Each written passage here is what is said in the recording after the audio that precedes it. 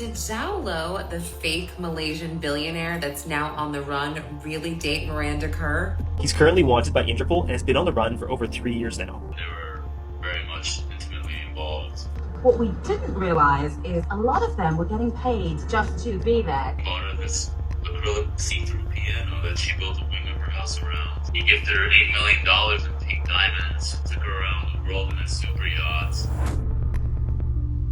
Miranda Kerr is one of the most successful yacht girls in Hollywood. She went from dating a fugitive billionaire who faked his fortune to dating another billionaire who ended up physically fighting another billionaire over Miranda. She's had her eyes on the prize, and we're breaking down her sketchy dating history. So let's get into it.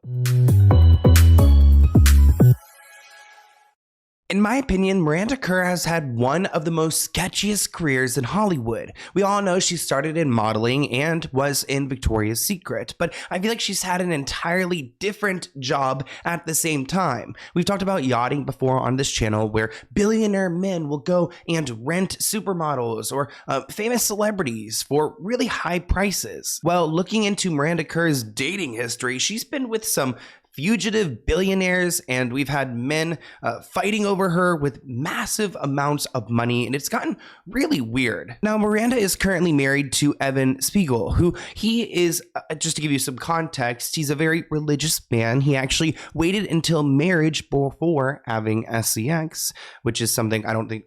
No offense to Miranda, but not the same as Evan. He's actually the Snapchat CEO and a billionaire. I don't know if he's currently still the CEO because those things change all the time, but it's interesting. She's 7 years older than him, and they do share a child together. Looking on Reddit, this person wrote, Miranda is an A-grade gold digger and her game is intense. She did very well. Before him, she was dating James Packer, a billionaire, and then some Asian billionaires were throwing money her way. Another person added, I remember she had at least 3 boyfriends during that 1 year time. Remember James Packer? There was also the year of Orlando Bloom, and he punched Justin Bieber in the face when Justin was claiming to be with her. Another person writes, I know everyone gets accused of yachting these days, but Miranda was doing it for real. She was linked to Joe Low of the 1MDB scandal infamy, and James Packer, richest man in Australia and 16 years older, not a looker. She was clearly out for a capital B billionaire, which is interesting to me because she was financially successful in her own right.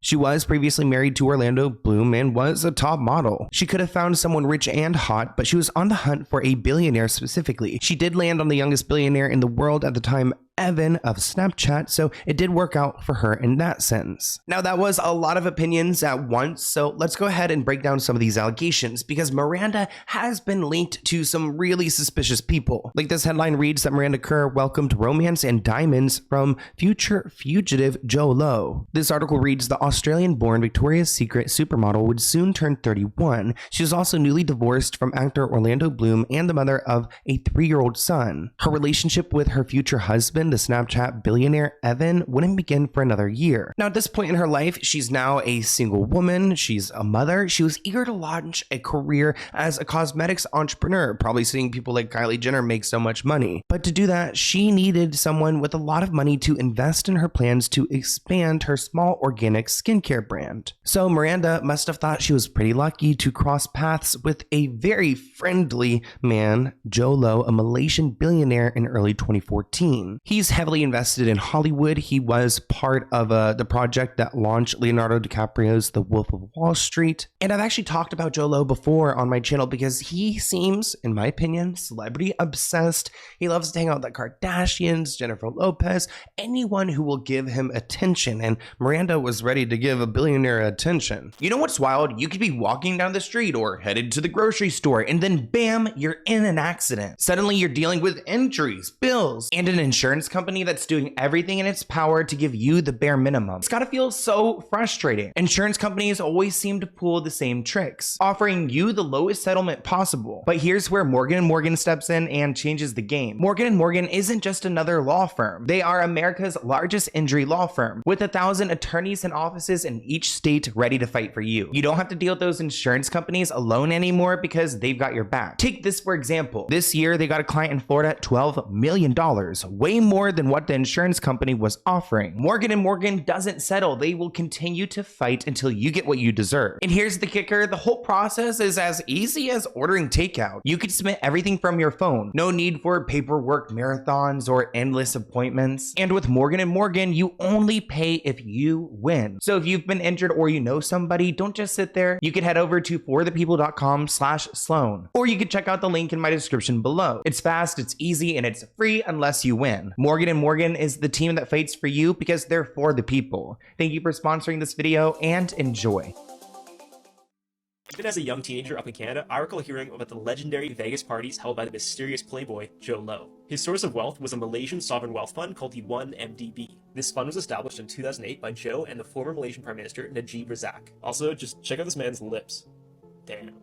$4.5 billion was systemically embezzled by Joe Low from the 1MDB fund and diverted globally to the many perpetrators, including Najib. The worst part about this is that some of the funds raised were through these financial instruments called the Islamic bonds, which are supposed to be in compliance with the Sharia law.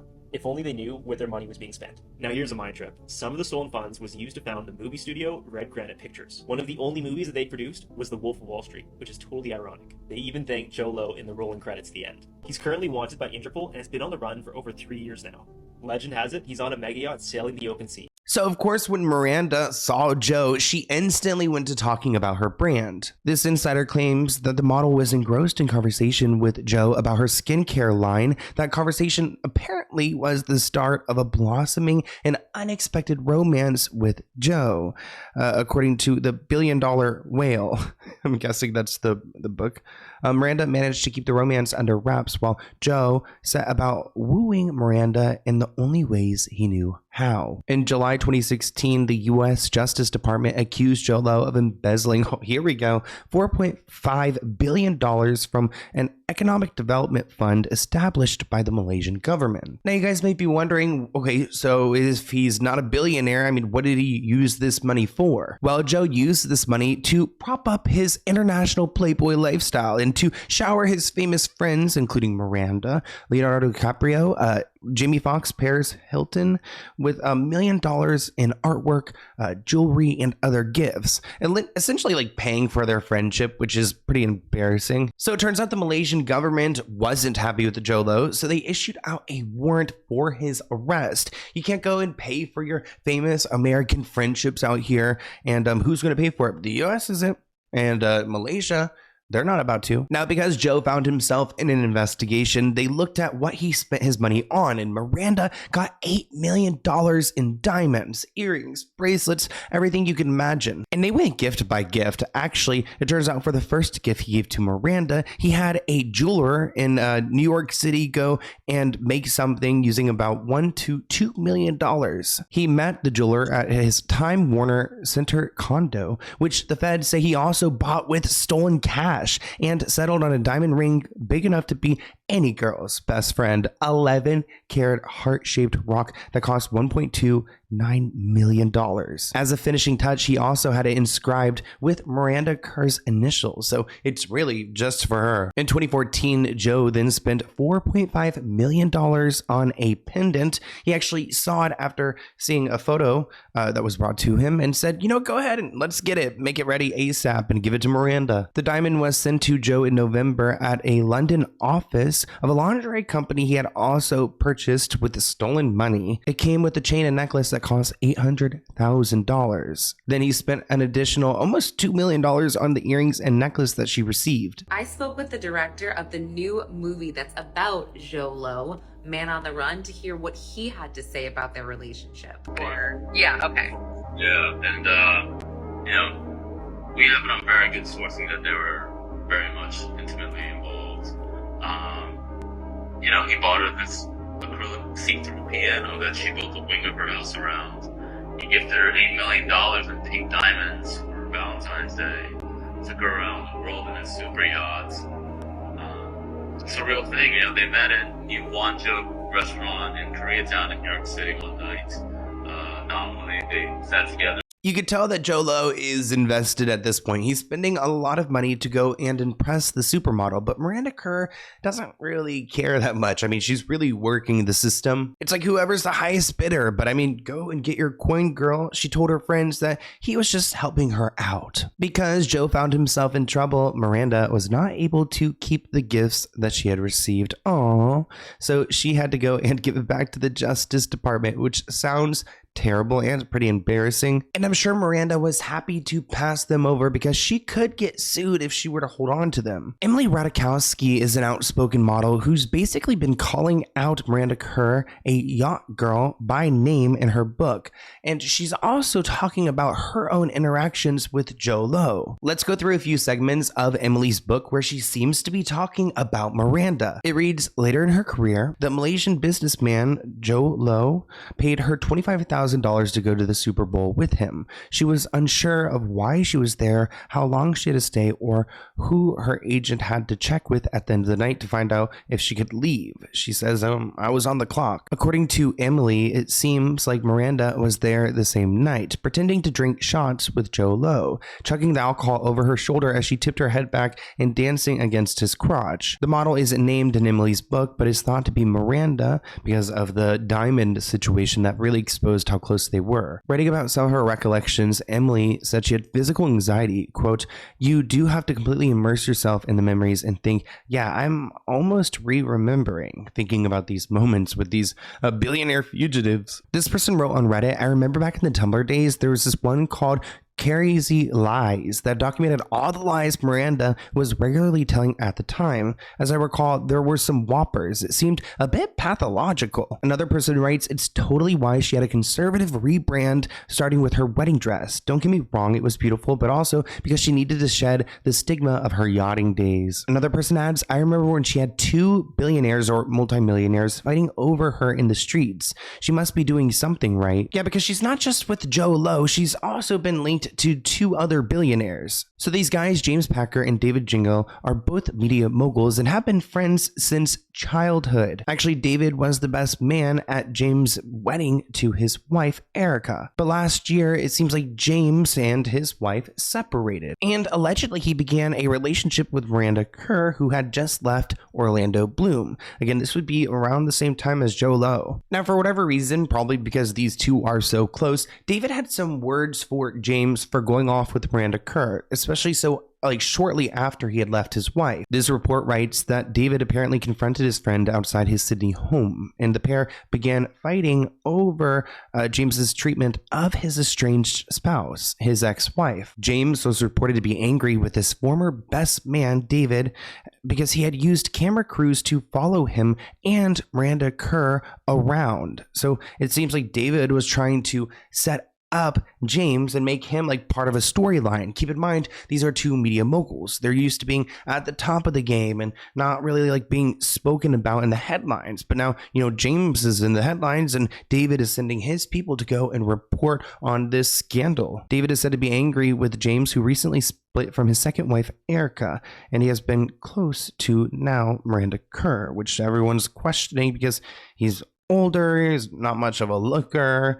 I mean, she's trying to get that billionaire, remember? James Packard a punch, but copped a couple of hits straight to the jaw. Wow, okay, so they really actually fought each other. They got physical. I thought when you were that rich, you just you let other people handle it. Then they all fell on the concrete fence, and I think the other guy broke his face. They were looking for teeth after he left. What? We actually have some pictures of this moment. Oh god, and jump scare. What is going on here? Is he biting him in the face? Or is he whispering to him? Oh, here they are before they get physical. Boom, and look at it, crash into the ground. Wow, and it looks like all their staff is around oh god, mates, what do we do? Also, did he have sandals on, or what is the barefoot just doing right out here? The 2 men, who were both extensive entertainment businessmen, both had to be separated by bodyguards and were later fined $500 each for offensive behavior. The $1 billion biffo, Melbourne's Herald Sun, has photos of the Wild Street brawl between between casino billionaire James Packer and Nine Network boss David Gyngell. Packer whacker. The Daily Telegraph reveals it was the moment a lifelong friendship exploded in broad daylight and all captured on camera. The Australian Financial Review says Packer is red-faced and seething with rage as the stoush ends with Gyngell in a headlock. As they said yesterday, they've been best friends for 35 years and these things kind of happen. Exactly. But it was Packer who allegedly ended up with the black eye.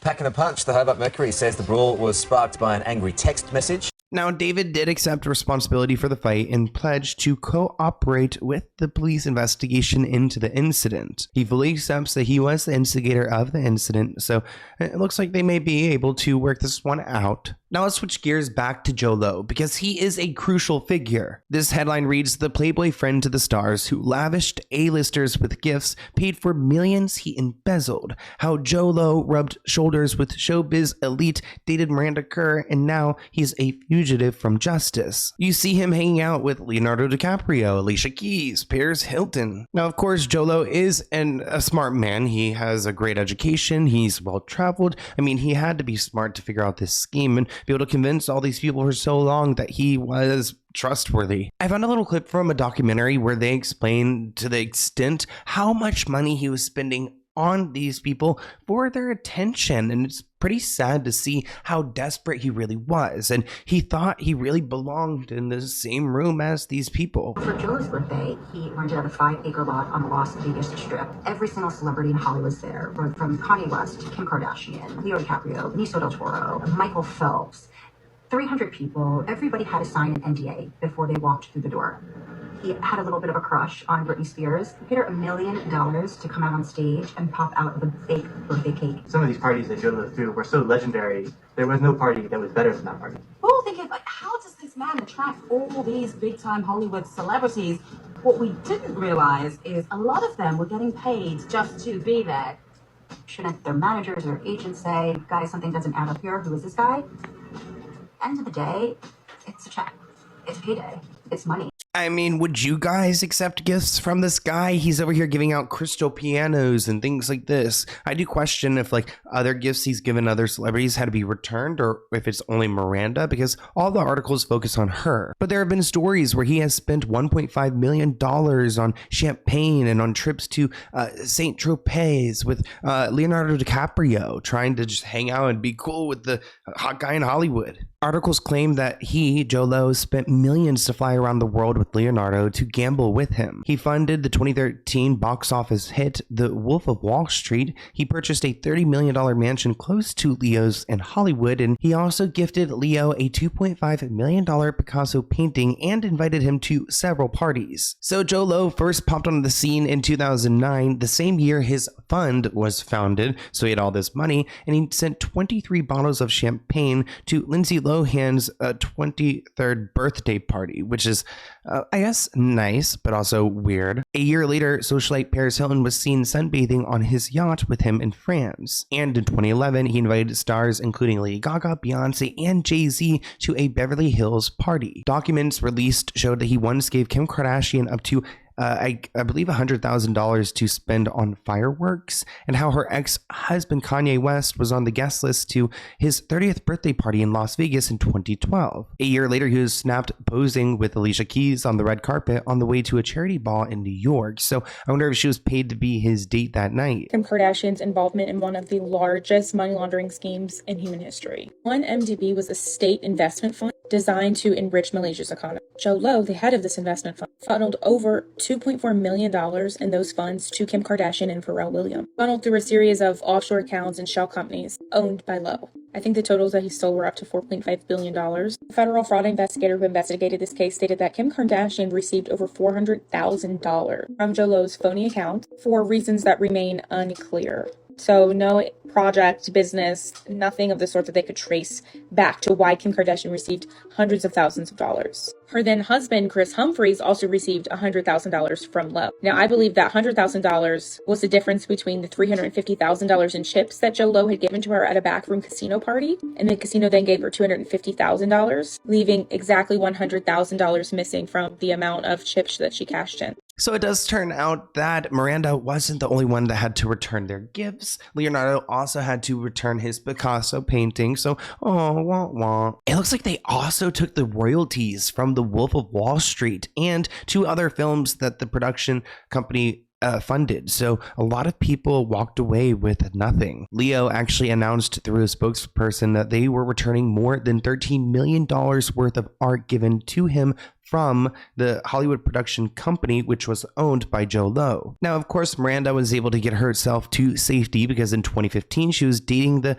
handsome and legitimately wealthy Evan, who founded Snapchat. And let's just say that she sought out a billionaire and she found herself a billionaire. This article reads that Miranda Kerr and her husband Evan live in a luxury $250 million yacht. I mean, that's quite a flex to go from being a yacht girl to then now being on your own yacht. The couple seemed to be really happy, and honestly good for her that she was able to settle down and now have a family with a man that she, she's gonna be comfortable for the rest of her life. Especially when you see like these content creators on Snapchat getting paid so much. There's a lot of money when it comes to Snapchat. But what do you guys think of Miranda Kerr's dating history? Do you think that this is more common than not?